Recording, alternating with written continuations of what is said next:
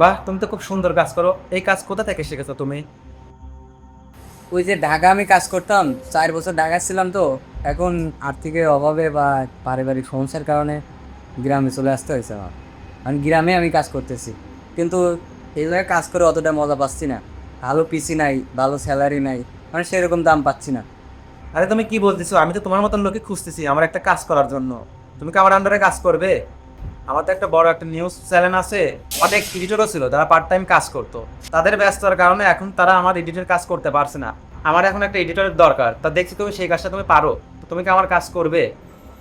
এই কাজ করতে ভালো কম্পিউটার লাগে, শক্ত কম্পিউটার ছাড়া কাজ করা সম্ভব না। আমি ঢাকায় যেখানে কাজ করছি ওখানে প্রায় 3 থেকে 4 লাখ টাকা দামের কম্পিউটারই লাগছে। আচ্ছা, সেটা সমস্যা নেই, তোমার জন্য আমি ভালো একটা ল্যাপটপ এবং পিসির ব্যবস্থা করে দেবো। এই জায়গা দেয় 1,500 2,000 টাকা দেয়, কিন্তু যদি আপনি কিছু টাকা বাড়াই দিতেন আর আমি বাইরে থেকে কিছু কাজ মাজ করে নিজের সংসারটা ভালোভাবে চলতো আর। আচ্ছা, বেতন নিয়ে তুমি টেনশন করো না, ওটা আমি দেখবো না। তুমি কালকে থেকে তাহলে জয়েন করো।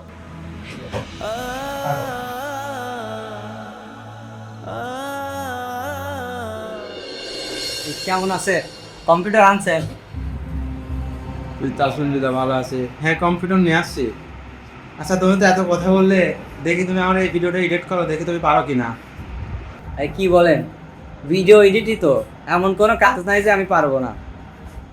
আচ্ছা, করো দেখি কত সময় লাগে। এই 30 মিনিট ধরেন, এরকম।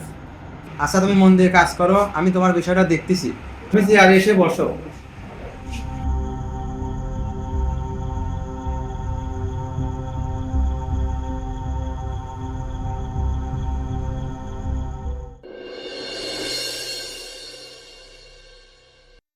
দেখি হাম, তুমি কি কাজ করেছো? এই যে দেখে, বাহ, কাজটা খুব সুন্দর হয়েছে হাম।